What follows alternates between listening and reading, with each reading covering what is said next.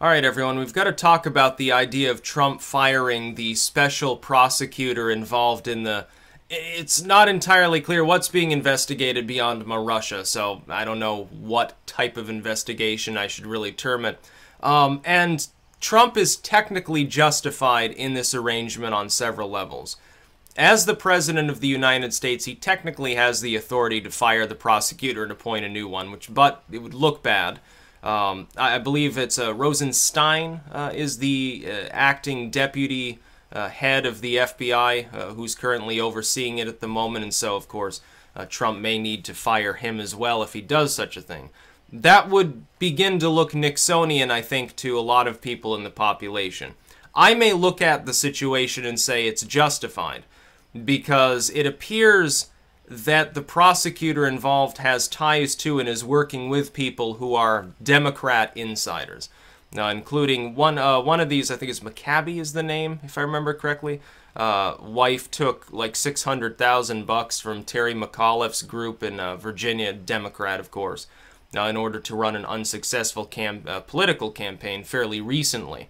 So there is a possible conflict of interest there. It could very well be that Gingrich is right when he says it's just going to be a witch hunt. That being said, though, Trump has to then weigh something.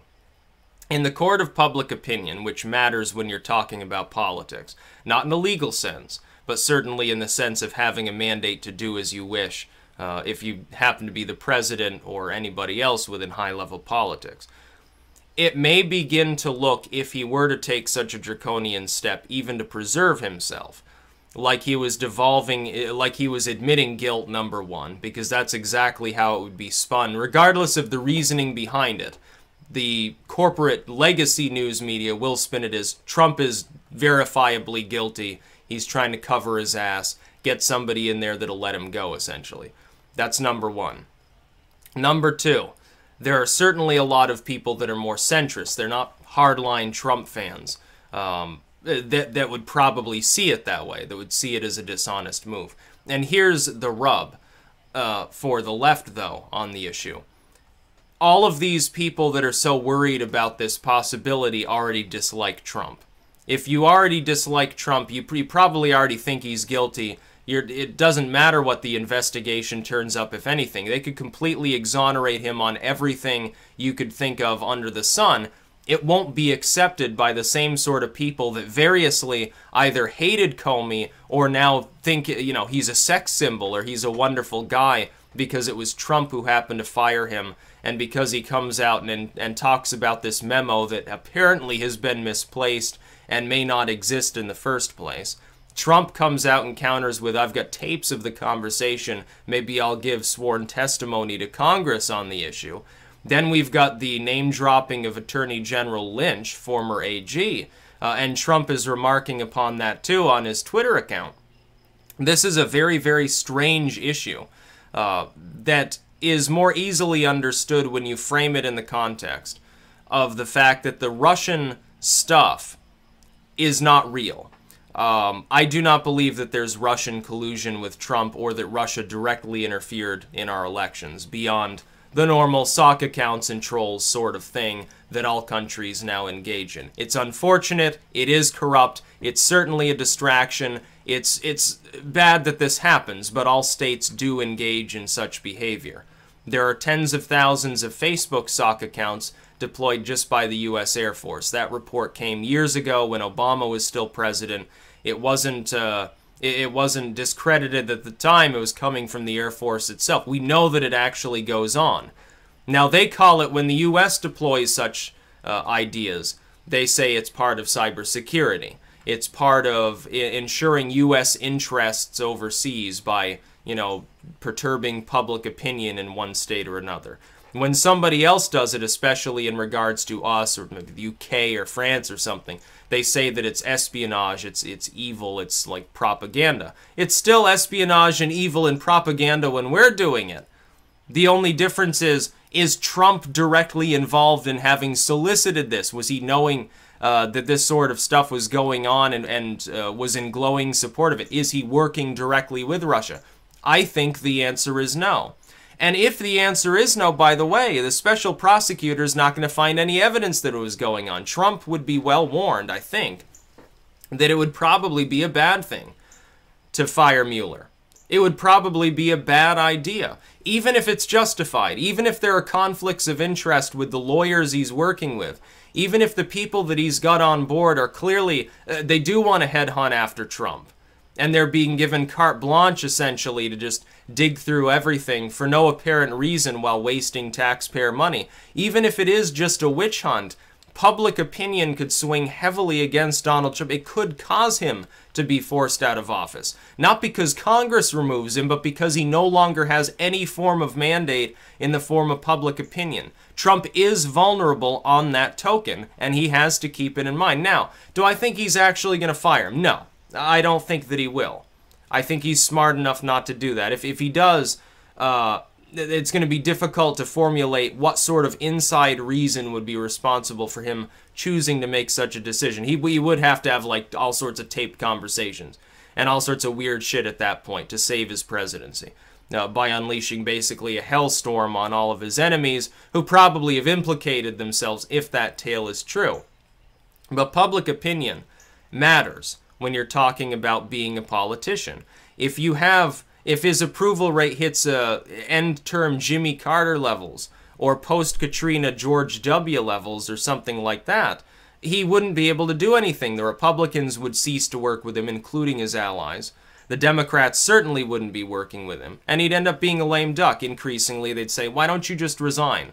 We're not going to let you do anything. You're too unpopular. We may not have the guts to impeach and remove you from office, but you should just resign anyway. Let Pence take over. Not that they would enjoy working with Pence. I think they would quickly find that Pence is more difficult to work with than Trump. Just my reading of his personality, but I think you'd have some fucking difficulties. So be careful what you wish for when you're talking about wanting to impeach the president. Then again, if Trump does have these tapes, if Trump knows he's innocent, he has tapes, he knows Comey's full of shit and all these other things, yeah, maybe take your chances and fire him. See what happens. I mean, we're in a chaotic period in U.S. history right now. We're undergoing several major social paradigm shifts. The social media revolution is in full swing. The old guard media is dying. The alt media, independent media online is replacing it. We've got economic upheaval. We're slowly transferring in our economic productivity away from brute manpower in many fields towards automation, 3D printing and drones and all of these things. And you've got all of these upstart sort of entrepreneurial movements that are driving the economy forward, preventing a bunch of bubbles from popping in the process, by the way. Tech bubble appears to be destabilizing. We'll see what happens with that. We're undergoing a lot of changes as a society. And our president is a man with no political experience who is essentially a TV personality and self-made business tycoon. I see that as just part of that shift. I have no problem with it. I think Trump is doing as well as he can do under the circumstances where he has a lot of people who won't give him the time of day. They're not willing to let him impose any policy to see if it actually works because they want globalism. They want to sell the people of the United States out. But Trump can't just say, well, my crusade against globalism in favor of populism is important enough so that I commit electoral suicide here and end up having to resign because I can't get anything accomplished at all by trying to deflect off of this investigation, even if he knows that he did nothing wrong. Even if he knows he can screw around with dozens of other people in politics, get them canned because he has them on tape saying weird shit. Even if that's is it beyond the realm of possibility that there are Republicans and or Democrats and or supposedly nonpartisan bureaucrats who are on tape in conversation with Donald Trump attempting to blackmail him? Is that beyond the realm of possibility? It would certainly prop up the idea of there being an entrenched deep state. I think at this point it's a fairly sane suggestion to make. Firing Mueller, though, the investigation continues to move forward. If you want to go past it, people will eventually forget there's an investigation going on unless it turns up something significant. At this point, Trump has one advantage here. His one advantage is that all of those people who already don't like him think that he colluded with Russia, has committed treason, and has, done all sorts of things under the sun. They think he's either the next Hitler or Satan incarnate. Anything shy of that level of revelation from an investigation, if they just say, oh, well, yeah, he skimmed $100 off his taxes in this year. Oh, yeah, he had a potentially dubious conversation with Putin, and here's the tape of it. That sort of thing isn't going to surprise any of these people because they already think he's done 10 times worse. So it's not going to decline his support. His hardened support isn't going to abandon him. And actually, the Democrats, when they engage in what may very well be a witch hunt, are almost cutting off their noses to spite their own faces. Now, because they're actually hardening Trump's support. It's a smaller level. It's not a majority of the population, but they're actually causing it to remain hardened support. He'd probably be less popular if the perception was that he was being treated fairly by the corporate media and by some of these people in Congress. Instead, right now, all he has to do is say, I'm trying to design policies that I think will work for the United States. I'm trying to make America great again. I'm facing continuous obstruction, not only by the Democratic Party, which is, to be taken for granted that it will happen, but from some Republicans in Congress as well as the judiciary. And so he can simply come out and make that case to the American people. He needs to hold more major conferences. He needs to prop them up more. Take it online if he has to. Do a live hangout on YouTube if you have to.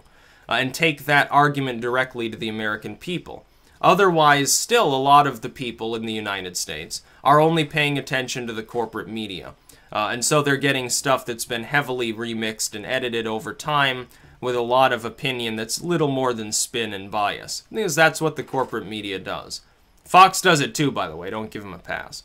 So, there's a little bit of a warning for Trump on this special prosecutor here.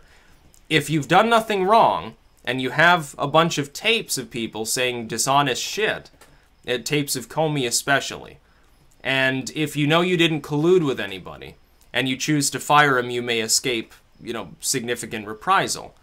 However, it's going to look bad. At least temporarily, there will be a lot of people who are going to be real fucking socially alienated. It'll begin to look like when Republicans, in the first midterms with Obama, they were socially alienated. So they voted in a bunch of hardliners, turnout was sky high, and it completely overhauled the face of Congress.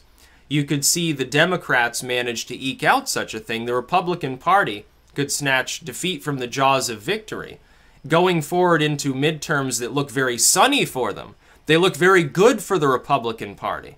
They may start to look not so good, indeed, if Trump actually does this. There may not be time to recover between that and the next time that voting happens, even if it is a year and a half off. That's not all that long a period of time when you're talking about politics. Elections tend to be continuous at this point in the country. One election ends, the next election begins, and the court of public opinion is where that holds sway. If the Democrats did retake Congress, if they did end up winning the Senate, if they did end up increasing their numbers in the House, they could impeach him potentially. They may not be able to remove him still, but they could impeach him, make life very difficult, and stonewall anything he wants to do. And keep in mind, all the CNNs and MSNBCs, no matter what Trump does, they will automatically say, well, this is evidence of something involving Russia, this is evidence he doesn't know what he's doing. He's not being given fair press. In all honesty, Trump has been more beaten up on than any other individual who's ever been in U.S. politics. It's a total shit show at this point. There is no fairness anymore in the media. There's no unbiased reporting going on. Everything that's in the media right now, the corporate media, is either unwaveringly in support of Trump and saying there's some sort of conspiracy against him, or it's saying Trump is Hitler, we must stop him, we're not going to give him fair reporting. It's a total dichotomy within the corporate media, and you see them aligning along these two terms. Now, that's going to change. MSNBC and CNN and some of these groups are gobbling up a bunch of conservative pundits. A lot of them are still never Trump sort of conservatives, but they're gobbling them up. They're trying to do that for economic reasons because Fox is currently flailing in a pile of its own shit, which, by the way, is hilarious to me. Good fucking riddance. And so they're going to denigrate themselves, too. people will increasingly come online, regardless of what part of the political spectrum they're on.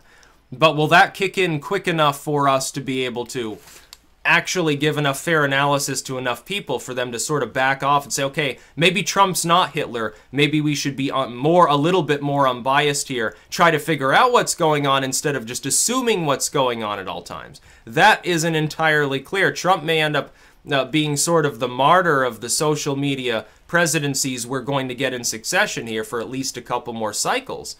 He may end up being the martyr of that cause, driving America in a new direction, but then ultimately getting totally lambasted, simply because nobody's willing to give him a fair shot. They won't even let him impose any policies. If you're not going to let him do anything, what the fuck do you have to complain about?